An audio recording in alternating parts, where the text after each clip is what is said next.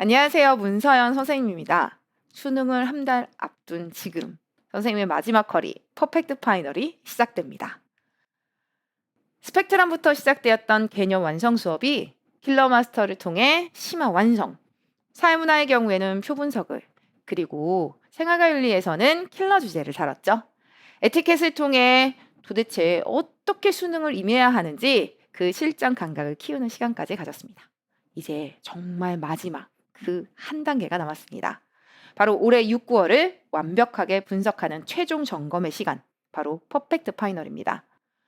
6, 9월 분석과 함께 엣지 그리고 시대인재 서바이벌 컨텐츠와 함께 실전 모의고사까지 겸하게 되면서 정말 수능을 위한 마지막 최고의 컬이라고 장담할 수 있습니다. 후기 가져왔습니다. 퍼펙트 파이널 수능장까지 끝까지 가져갔다라고 했던 이 학생. 작년 수능 좀 어려웠었죠. 사회문화 같은 경우. 선생님 수업 듣고 올해 수능 생윤 3문 전부 다 100분이 100 찍었어요. 저 반수 성공이에요. 진짜 성적표 확인할 때 떨려서 천천히 내려서 봤는데 둘 다 100 찍힌 거 보고 소리 질렀어요. 수능자까지 퍼펙트 파이널 2건 가져갔습니다. 특히 생윤의 경우 헷갈리는 거 하나도 없이 50 받았습니다라고 선생님에게 후기 전해준 이 학생. 선생님 이름도 기억합니다. 혜준이라는 학생이었어요. 목동 시대인재 학생이었는데 선생님한테 항상 질문 많이 했었던 학생이었거든요. 다른 후기도 있습니다. 선생님이 9월 모의고사 이후에 만든 0점 찾기라는 공식. 2년 전 후기였어요.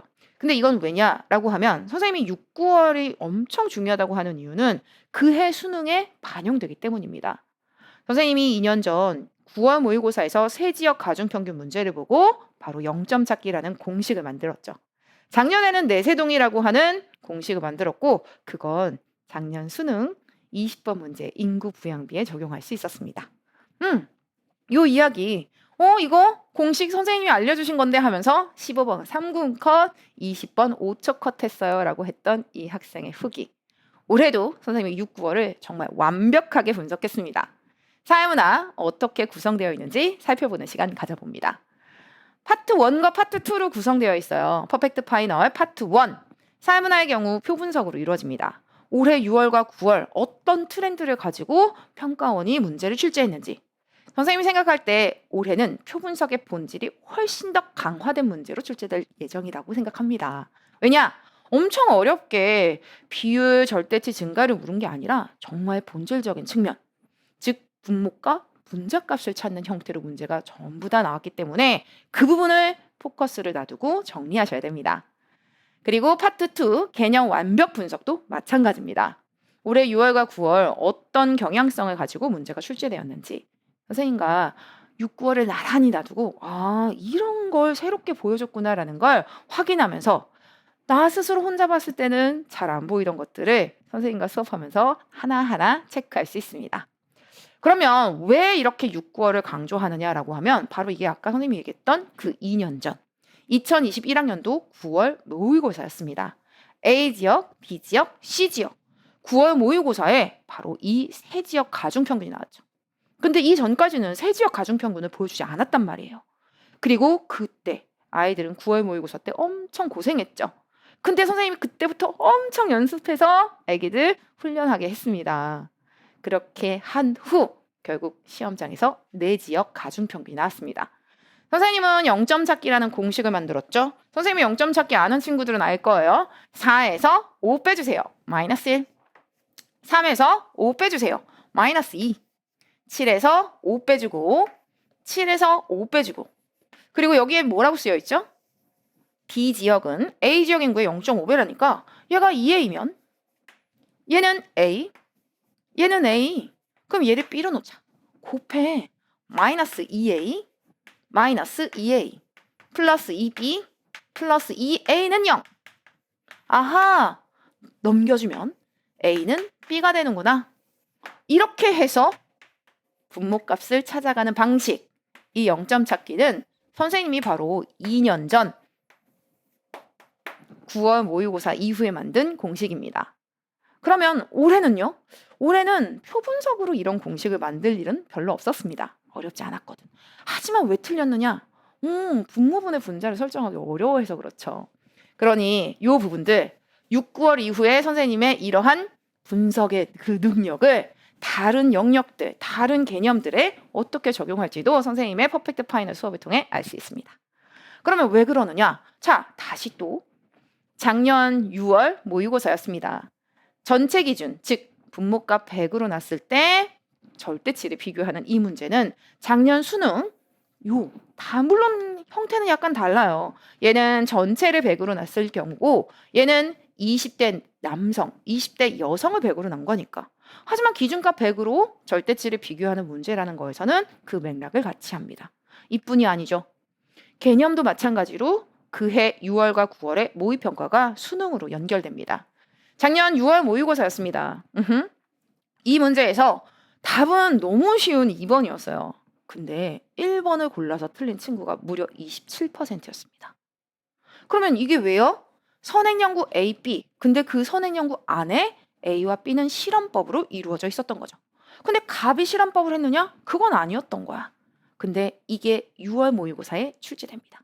그리고 이 방식은 그대로 수능으로 연결됐습니다. 즉, 문헌연구법 안에 질문지를 끼워 넣은 거야. 아이들은 이걸 질문지라고 생각하는 순간 답을 1번을 고르고 넘어갑니다. 근데 이 문제는 바로 A는 질문지법을 통해서 자료가 만들어진 그 자료를 사용한 문헌연구법이야 라는 게 포인트였거든요. 바로 작년 6월 모의고사의 그 내용이 변형되어서 수능에 연결되었다라고 생각하시면 됩니다. 그러니 선생님과 함께 올해 6, 9월 과연 뭐가 그렇게 중요하게 다뤄졌고 어떤 부분이 아기들을 함정으로 낚는 선지였는지를 분석하는 시간 가져볼 겁니다. 2024학년도 평가원의 트렌드를 퍼펙트 파이널을 통해 읽을 수 있습니다. 그러면 어떤 부분이냐? 선생님이 아까 얘기했죠? 이번 9월 모의고사, 6월 모의고사 모두 표 분석은 그렇게 어렵지 않았습니다. 아주 본질적인 측면, 분모분의 분자를 설정하는 그 스킬을 완벽하게 익히고 가야죠. 그리고 또 하나 더, 어떤 부분에 신경 써야 되는지. 이거 비율 아니에요. 언뜻 보면 비율처럼 보이지만 얜 비율이 아니라 절대치로 주어지죠. 이런 함정들, 아, 내가 이런 걸 안 보는 거였구나. 이런 부분들까지 체크할 수 있는 시간을 선생님과 함께 가져볼 겁니다. 이거는 얼마 전에 왔으니까 얘기들 기억나시죠? 바로 선생님이 이름 붙였습니다. 선생님이 이렇게 이름 붙이는 건 정말 오랜만인 것 같아요. 개념 형태의 이름을 붙였다. 바로 샤라웃 문제라고 이름 붙였습니다. 갑, 을, 병. 자기가 얘기한 건 아니야. 근데 남의 얘기 속에 자기 이야기가 들어가 있어.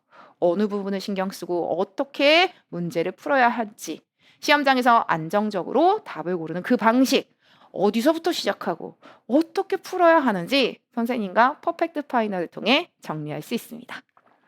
자, 선생님이 한번 맛배기를 가지고 왔어요. 선생님의 퍼파에 있는 엑셀표입니다. 한번 잠깐 확인해 볼까요? 질문지법 중에 조사 대상자를 4주 동안 매주 2회씩 방문합니다. 주민들과 신뢰관계를 형성한 후 자료 수집을 진행했습니다. 이건 면접일까요? 참여관찰일까요?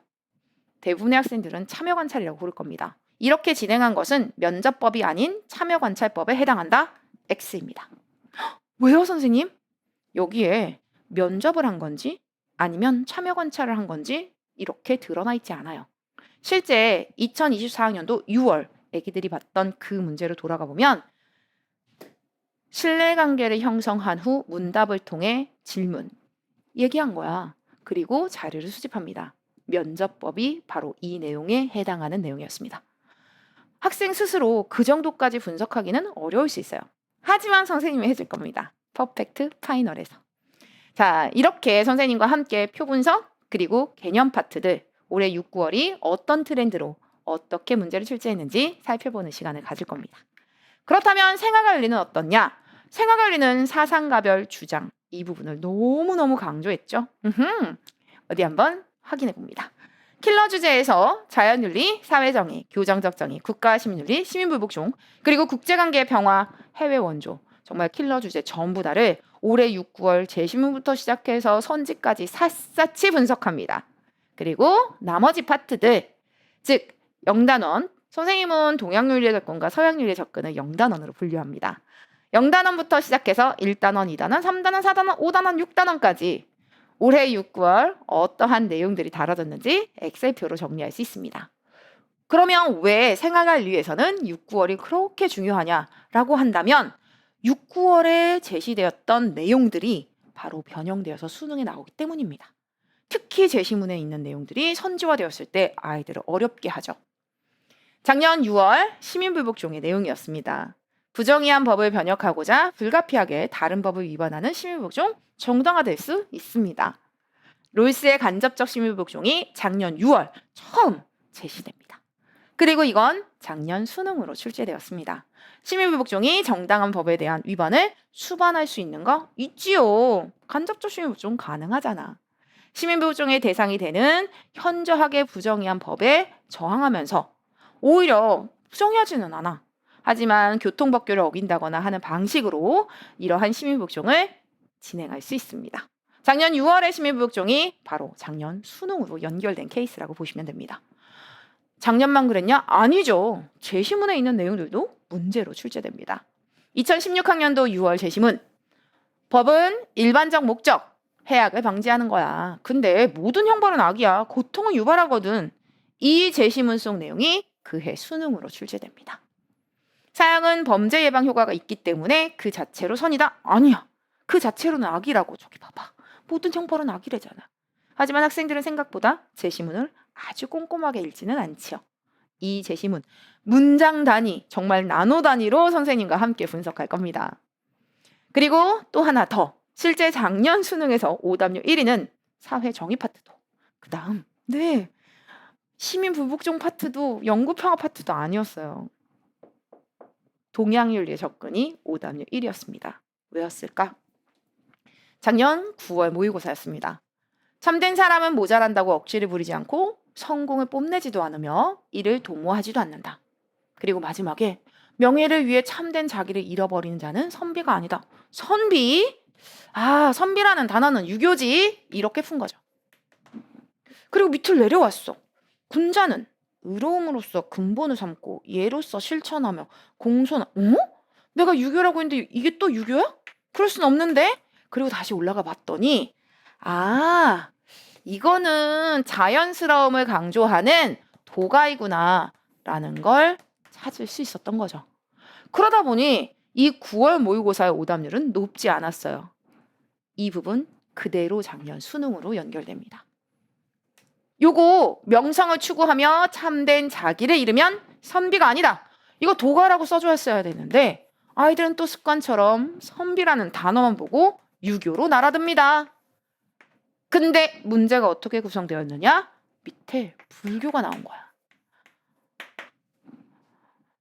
즉 9월 모의고사에서는 내가 혹시 유교라고 잘못 생각했다고 할지라도 밑에서 똑같이 유교가 나오면서 그걸 잡아줄 수 있었어. 근데 작년 수능에는 못 잡은 겁니다. 이거를 유교라고 하는 순간 답이 2번밖에 안 보이죠. 그리고 요즘엔 함정입니다. 유교라고 보는 순간 나머지를 고를 수가 없어. 그러다 보니 엄청 많이 틀렸습니다. 근데 아까 어땠죠? 명성을 추구하며 참된 자기를 잃은 자 선비가 아니다 도가라고. 이미 그건 9월 모의고사에서 보여줬습니다. 이 부분 선생님 작년 퍼펙트 파이널의 일부분입니다. 아이들한테 이걸 딱 얘기하면 이로움과 해로움을 구별하는 자 군자가 아니다? 참된 사람 선비? 선생님 이게 왜 도가예요? 이런단 말이야. 그리고 이제 선생님이 얘기하죠. 얘들아 이거 해당 파트 찾아가 봐.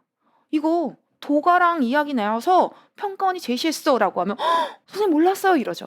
근데 이걸 만약에 알고 갔다면 도가 입장에서도 선비 자기를 잃어버려도 명예를 추구해야 한다라는 말 이 부분 쓸 수 있고 자기를 잃어버리며 명예를 추구하는 자 선비가 아니다라는 말 도가의 이야기구나 라는 거 기억했다라면 아까 이 수능 문제는 틀리지 않았을 겁니다. 명성을 추구하여 참된 자기를 잃으면 선비가 아니다. 지금 이거 선생님이 작년 퍼파에서 만들었던 도가 선지와 똑같잖아요. 그렇다면 올해 6월과 9월은 어떤 트렌드를 가지고 애기들에게 새로운 내용을 보여줬을까요? 2024학년도 평가원의 트렌드를 읽는 시간, 6, 9월을 완벽하게 분석하는 시간, 바로 퍼펙트 파이널입니다. 올해 퍼펙트 파이널을 가지고 선생님이 좀 잠깐 맛보기로 가지고 왔어요. 개인은 자신의 더 큰 천부적 재능을 사회에 있어서 더 유리한 출발점으로 이용할 자격을 가질까요? 이런 거 내가 재능을 가지고 태어났어. 원빈처럼 태어나고 내빈처럼 태어났을 때 내 재능이 원빈이야. 막 사람들이 막 CF를 막 나한테 맡기고 이러는 거. 이런 자신의 천부적인 능력, 사회에 있어서 더 유리한 출발점으로 이용할 자격은 없습니다. 올해 6월 제시문 속 이야기입니다. 이게 왜 강조되느냐? 올해 6월에만 강조된 게 아니거든요. 이건 올해 EBS에서도 너무너무 중요하게 다뤄진 부분입니다. 그러니 선생님이 올해 6, 9월 새롭게 제시된 이런 표현들과 올해 EBS를 연결시켜서 이런 부분이 올해 강조되고 있으니까 꼭 기억하라라 라고 이야기하며 수업을 진행할 겁니다. 모든 사람 자신의 천부적 자질의 배분에 있어서 각자 위치에 대한 응분의 자격 갖지 않습니다. 선생님, 이렇게 장경이 없는데 어떻게 자기 재능을 가지고 돈을 벌 수 있어요? 라고 한다면 천부적 재능의 활용으로부터 얻는 이익이 차등의 원칙에 따라 분배된다면 뛰어난 천부적 재능을 잘 발휘한 사람도 더 많은 이익을 가질 정당한 자격을 얻게 되는 것입니다. 즉, 천부적 재능, 이 천부적 재능에 대한 정당한 자격, 응분의 자격은 없지만 정의의 원칙에 따라, 즉 차등의 원칙에 따라 분배된 경우라면 이 이익을 가질 정당한 자격을 갖게 되는 것이죠. 자, 선생님이 하나 더 가져와 봤습니다. 바로 국가와 시민윤리, 사회계약론의 로크입니다. 애기들, 이거 O일까요? X일까요? 개인의 명시적 동의가 없다면 국가 구성원이 될 수 없다? 선생님, 이거 명시적 동의뿐만이 아니라 묵시적 동의도 되잖아요.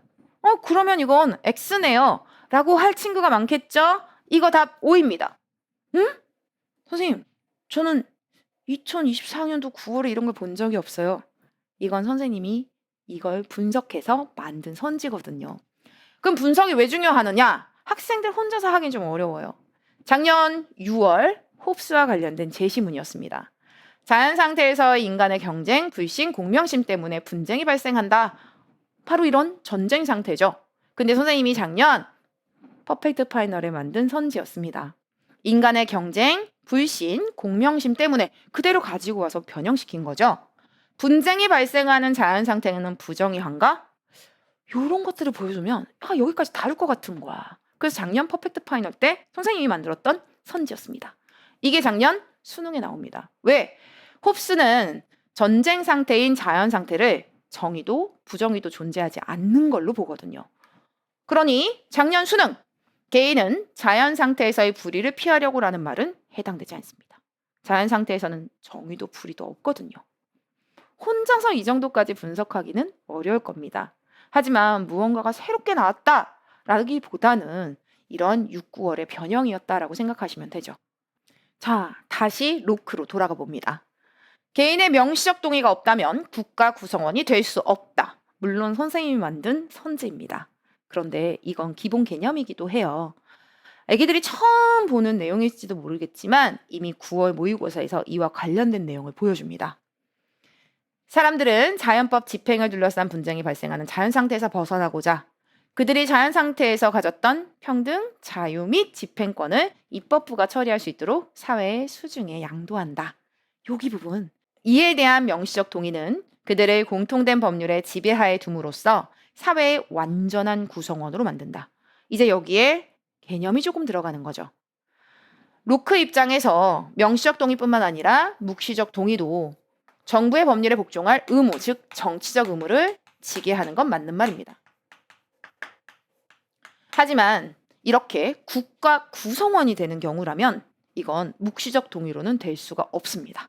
명시적 동의만이 국가 구성원을 만들 수 있다는 거죠. 이건 선생님이 실제로 킬러마스터부터 시작해서 에티켓까지 쭉 강조해서 이야기한 부분이기도 해요. 맨날 똑같은 예시 들거든요. 콩고 왕자 조나단. 물론 이 조나단의 실제 귀화를 했는지 안 했는지 잘 모르겠어요. 근데 콩고 왕자 조나단이 국적이 이제 대한민국이 아닌 경우라고 생각해보자. 콩고 왕자 조나단, 우리나라에 살고 있는 흑인, 우리나라 구성원이 아니야. 하지만 대한민국에 살고 있다라는 그 이유만으로도, 이 사회에 살고 있다는 이유, 즉 묵시적 동의만으로도 조나단은 무단횡단 하면 안 되고 세금도 내야 되고 부가가치세도 내야 되고 이런 정치적 의무를 가지지요. 하지만 국가 구성원, 대한민국의 국민이 되기 위해서는 조나단의 명시적 동의가 필요합니다. 바로 이 이야기가 이번 9월 모의고사에 등장합니다. 선생님, 제가 봤던 9월 모의고사 맞나요? 차이가 있죠.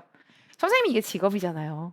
6, 9월을 나란히 두고 하루 종일 보고 매일매일 보고 매일매일 분석하고 여기서 나오면 뭐가 나올 수 있지? 여기서 나오면 뭐가 나올 수 있지?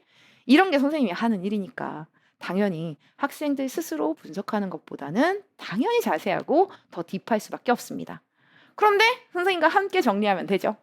바로 2024학년도 수능 그 최고의 마지막 선택 선생님이 분석한 6, 9월 퍼펙트 파이널을 통해 정리할 수 있습니다. 실전 모의고사 만점을 만드는데 엄청 도움이 되죠. 시대인재의 최강의 컨텐츠 서바이벌과도 함께 합니다. 생활과윤리 10월 6일 금요일 그리고 사회문화 10월 8일 일요일 선생님이 감히 6, 9월 최고의 분석 강의라고 장담할 수 있습니다. 선생님과 함께 올해 6월과 9월에 그 트렌드를 완벽하게 익히는 시간 그리고 수능장에서 그게 반짝반짝 빛이 나며 답을 고를 수 있게끔 2024학년도 최고의 마무리 문서연의 퍼펙트 파이널이 함께하겠습니다. 안녕. 현장에서 만나요.